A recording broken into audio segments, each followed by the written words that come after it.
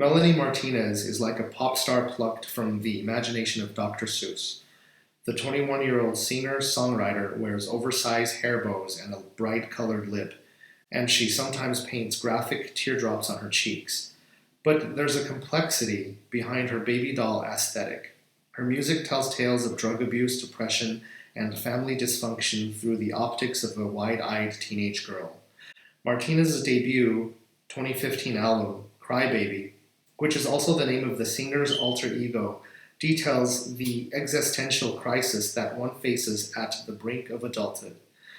The lyrics are a twisted blend of childhood naivete, teenage angst, and adult apathy, all of which are sung over creepy synths and hard-hitting hip-hop beats.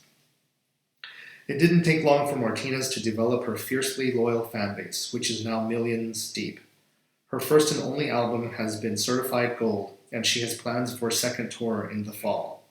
All in all, she's come a long way since she stepped into Atlantic Records' office wearing a necklace made of doll parts and hair dyed two different colors, an aesthetic she picked up from Cruella de Vil.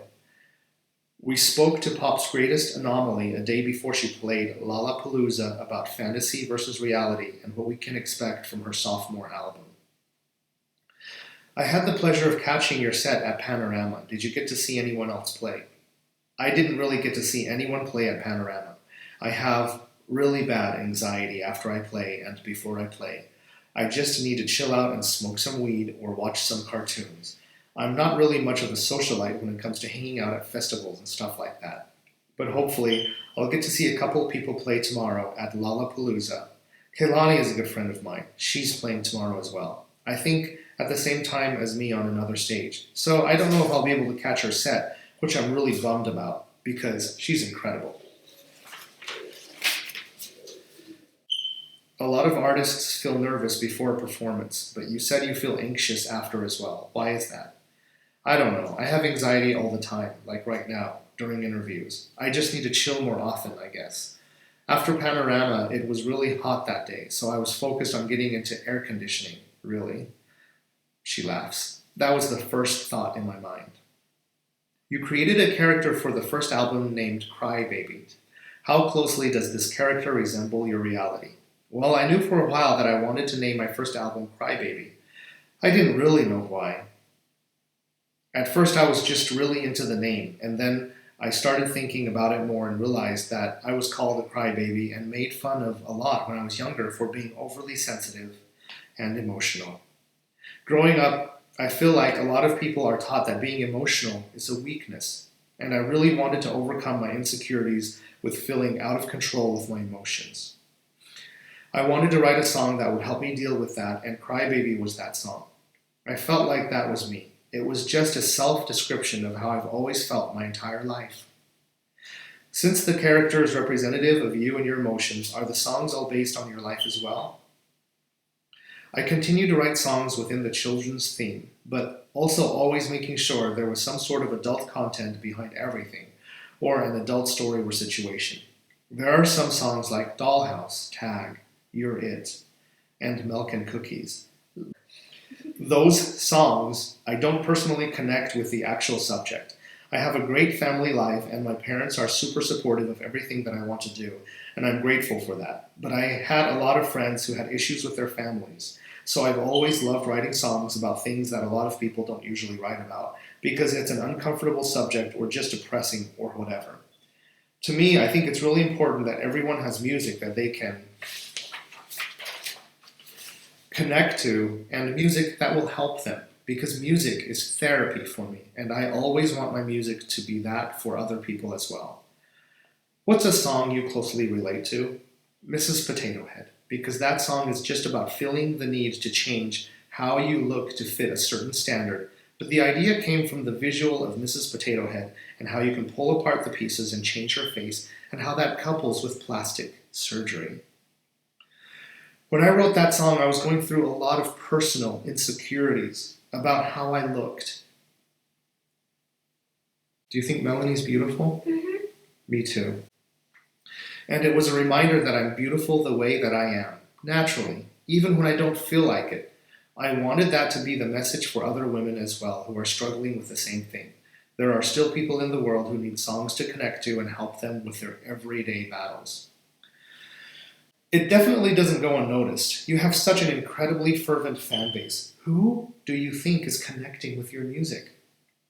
Is Emily one of them? Maybe. Maybe? So you think that you might be a fervent fan, or are you sure you are? I don't know what's fervent. Fervent means you love her so much. Mm-hmm. Then are you a fervent fan? Mm-hmm. Are you her number one fan? Maybe number 2. Who's her number one fan? I don't know. I think you're her number one fan. It definitely doesn't go unnoticed. You have such an incredibly fervent fan base. Who do you think is connecting with your music? I definitely have a good idea of who the people listening to my music are. You have all of her songs memorized. Of course you're her number one fan, and you sing it all the time. I definitely have a good idea of who the people listening to my music are because I meet a lot of them on tour. And I've met people who have told me that they've been struggling with either depression or attempted suicide. You know, it gets really overwhelming, and it's definitely really emotional meeting people all over who are being helped by my music. They really are connecting to it in a deeper way that's really, it makes me super emotional because I know how it feels to. I just know a lot of the feelings that they have, so it gets me overwhelmed meeting them and sharing those kinds of feelings. It can be emotional draining a lot of the times. What does your average fan look like? There are so many 13 to 18-year-old girls, but there are also a lot of older people who come with their children who also relate to the music. But in a way that's not, I don't know how to explain it. There will be 8-year-olds who come to the show. There will be 8-year-olds who come to the show, and I feel like they're super into it because of the... Cliff. Yes? Ready? There will be 8-year-olds who come to the show, and I feel like they're super into it because of the aesthetic and the colors or the story and the visuals, and their parents are there, and their parents might understand more of the lyrics than the kids do. So the parents can understand the more adult content behind it. That's what they're also interested as well.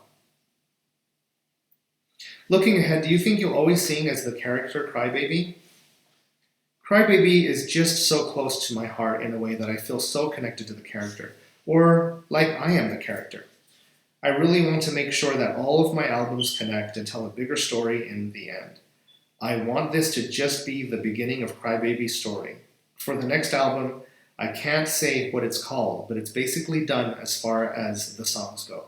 I've written them, but it still has to be finished being produced. The second album is about the town that Crybaby...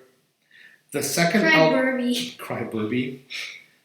Hi, I'm going to sing my song Crybaby for my favorite fans. Hey, Cliff and Cliff! Emily. Stop laughing. The second album is about the town that Crybaby lives in. It's about her experience in this place from beginning to end, and it's also introducing other characters in that place. So I can't say what the place is, but that place is the name of the album. You have such a profound, creative vision for your work, and you're very hands-on with every aspect. Did you ever get any pushback on this vision?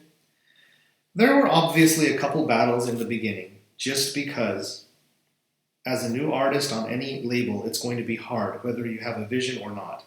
It's really hard to get people to understand things so that they can see that there's truth, that people actually care about the music and the art and the story. It just took a little bit for them to realize that I'm not the type of artist who can settle for just 2 music videos per album. I wanted to do a music video for every song on the album and tell the story on every song of the album. Just like I do in the packaging and the visuals online. I'm just very particular about that kind of thing. So I think that they were just super supportive from the beginning because they believed in it, and I'm really grateful for that.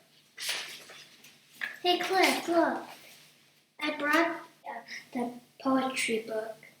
Emily, Melanie loves poetry, and it is really, really special. I think you're the only person I know that has this.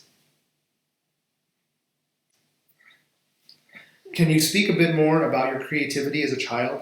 I was really in touch with my emotions as a kid, so I loved writing poetry just to help me get out my feelings. You brought that poetry book right when she was talking about her poetry. I know. Do you have a strong sixth sense? Mm-hmm. Are you intuitive? Mm-hmm. Are you psychic? Mm-hmm. You are very strongly psychic, Emily. Maybe I'll hold it. You are very strongly psychic. Hold it. Say cheese. Cheese. Okay, I took a Okay. picture. Can you speak a bit more about your creativity as a child?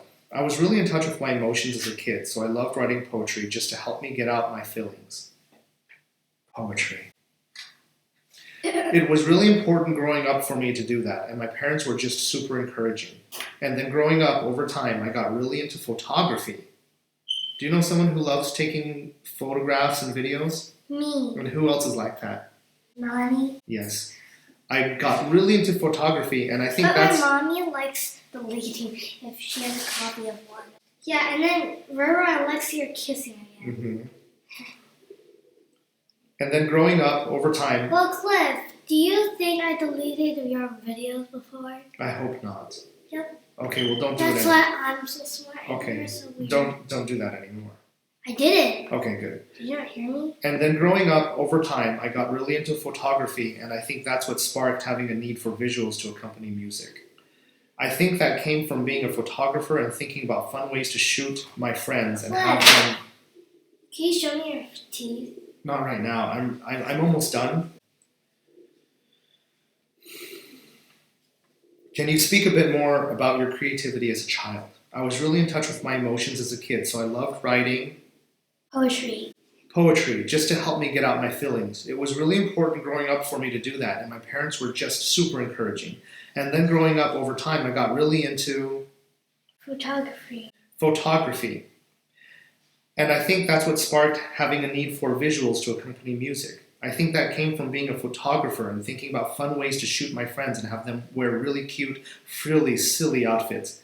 I don't know, it was fun. My parents would let me make a mess around the house just so I could create. They wouldn't care if I ruined something, if I got a good painting out of it. They were just really supportive of anything creative.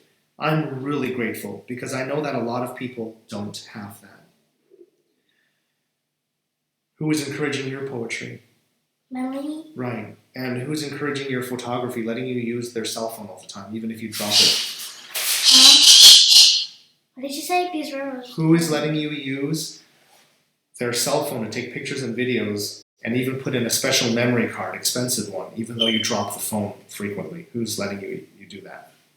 Liv lets me use his Samsung S9 Plus, which is better than his Note 10, right there recording his files.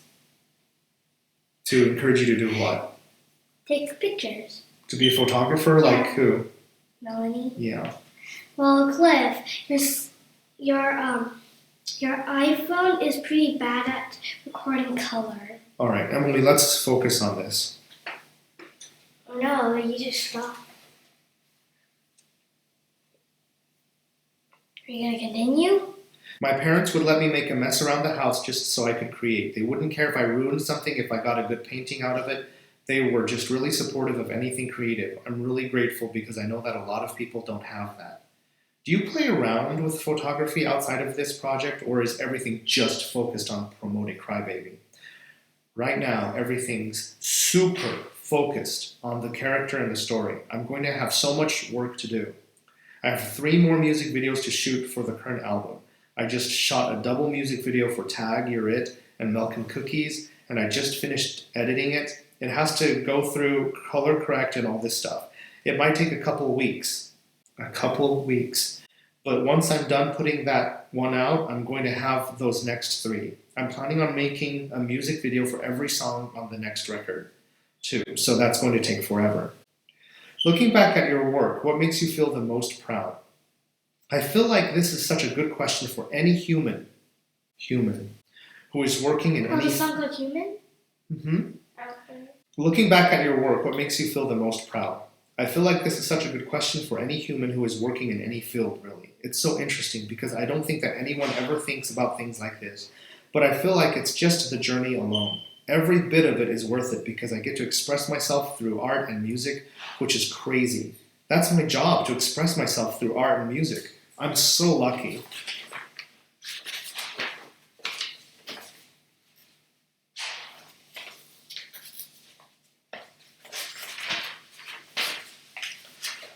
I'm so lucky that I get to do this.